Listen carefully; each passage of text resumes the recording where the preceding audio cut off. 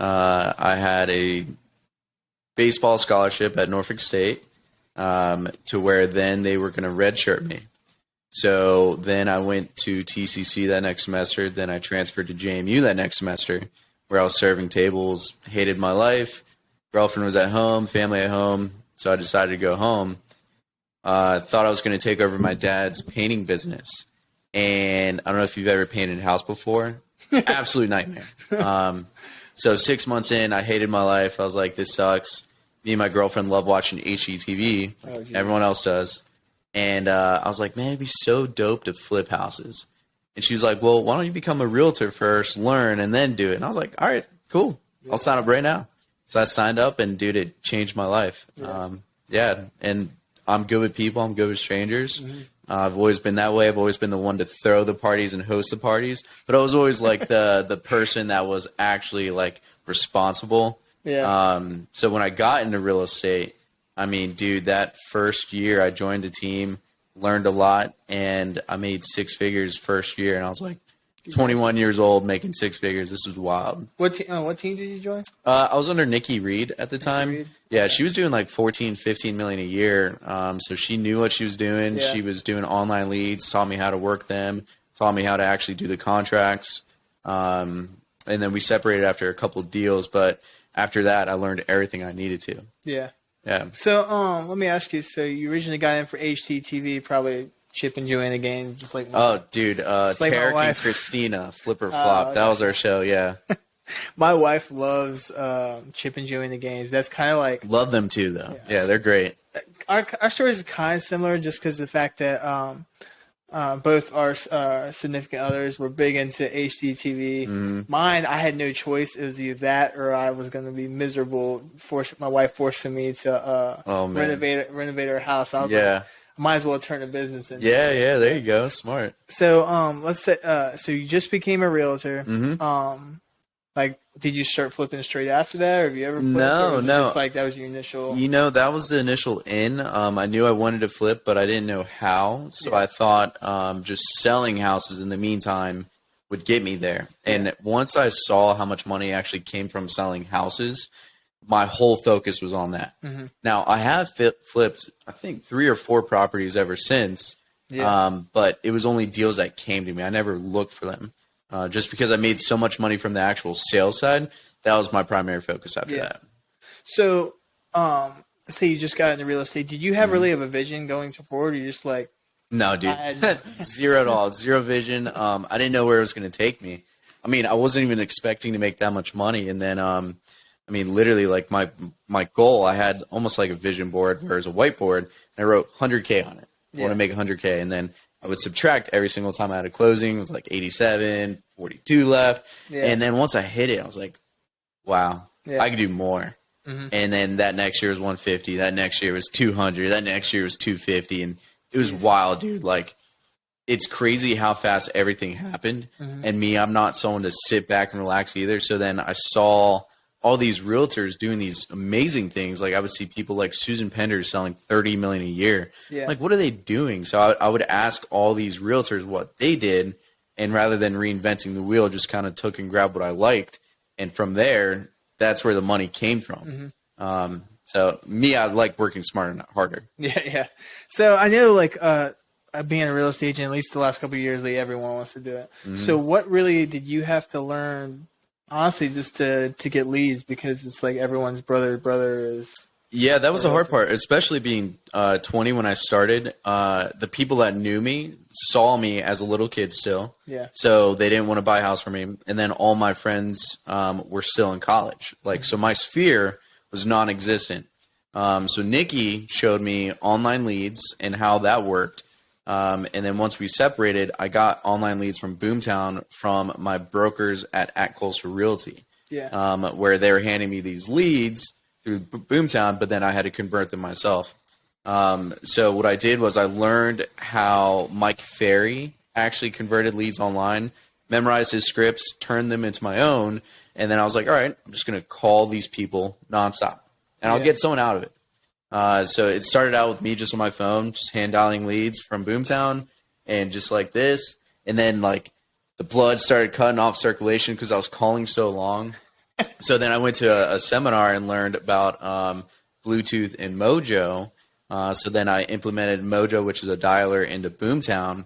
So where I was calling 40 leads a day, now I was calling 100 to 200 leads a day. Yeah. And for me, since I understood the game and like what my numbers were, because it's all about figuring out, well, how many people does it take for me to call to actually get one person? Mm-hmm. Roughly, it was about 100 people. I get one person. So I was like, if I call 200 people a day, I'll get 2 people.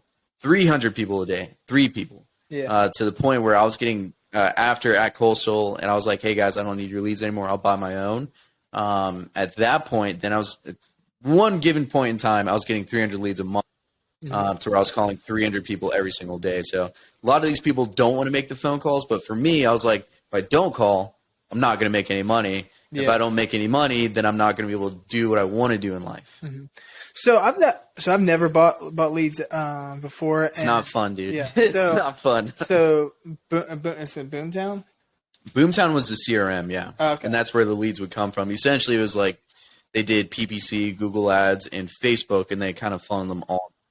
Okay, so it's just like an app. Like, and how much do you have to pay for that? The brokerage had it, which was really nice at that time. But once I left at Coastal and got on my own, it was about $2,000 a month for just the CRM, and that didn't even include paying for the leads. Oh, okay, so you just for the system $2,000, and then how much was it like per lead? At that time, I think it was $11 per lead. $11 per lead. Yeah, and then I was doing like 300 leads a month. So, dude, I was spending probably $5,000 to $6,000 a month between this stuff. Yeah. But at any given point, I had 10 to 15 buyers or sellers. So, like, for me, I was always busy. And then once it got to a certain point of too much, then at that point, that's when I implemented team members. Yeah. So, so I always feel like the hardest thing is, like, from one agent to, like, scaling up. So you got all these leads and you had, let's say, you couldn't call and go show a house and all Correct. that stuff. Yeah. So how did you take that first step to, like, kind of work on your business rather in your business? Yeah. So then at that point, I implemented a showing agent. So then I would pay agents to show houses for me. So when I was out showing houses, they were also showing houses for me. Yeah. And then at some point, I implemented team members to where then I was handing them leads, teaching them my processes to try and get them into it. Yeah. And what I found is it didn't work out too well doing that way because everyone has different work ethics. Mine is obviously way up here. Some people's aren't.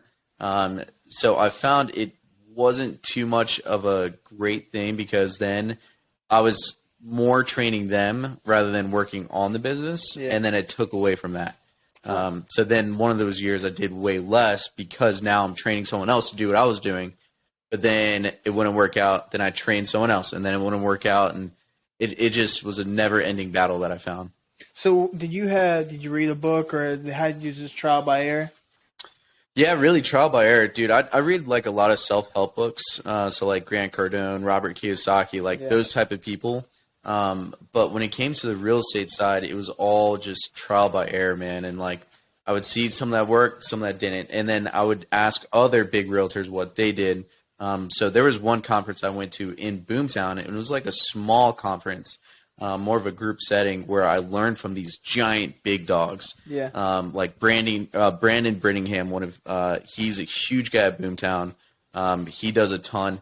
He just bought like a $10 million apartment complex too. Like this guy does big things. So I learned from the stuff he was saying. And once I learned from these guys, then I implemented on my side. But once I found the team thing was pretty difficult, that's when I was like, all right, I've got my broker's license for Virginia and North Carolina. Now's the time to open up my own spot and not just make money off the team people, make money off the independent side as well. Yeah. So, okay, let's say you just develop your team. What's the time span in that? Well, by year 3, I had my broker's license for Virginia and North Carolina, and it was right before that to where I started the team. So it was about year 2.5 to where the team was started. Okay. But that's because I scaled so fast, so quickly. My first year, I did $6 million in volume, and then after that, I'm not one to like talk about it. I'm one to do it and put it in action. So I mean, it was probably within year 2 where I was calling the 300 people. Yeah. And then it was just too much where I had to get other people. So I realized in real estate, and you probably have realized too, like you live and die by your team. So how do you go about finding the right team members that had the same vision as you. Oh, same- it's difficult, man. That's one of the hard things, honestly, because the hard thing is you got to be able to provide them value. Usually, that value is leads, but it's also got to be a hard give and take because some people want leads that are ready to go now. yeah. Some people are willing to take a lead and then work it themselves. Mm-hmm. But what I found is almost everyone wants to take a lead and work it now, not try and just work on the lead. So everyone wants a lead ready to go right now. Yeah. That's so hard to come by. And then like even when that does come by, you almost want to keep it for yourself because like you just did all the work for it. correct. So it was difficult, man. It honestly the team thing never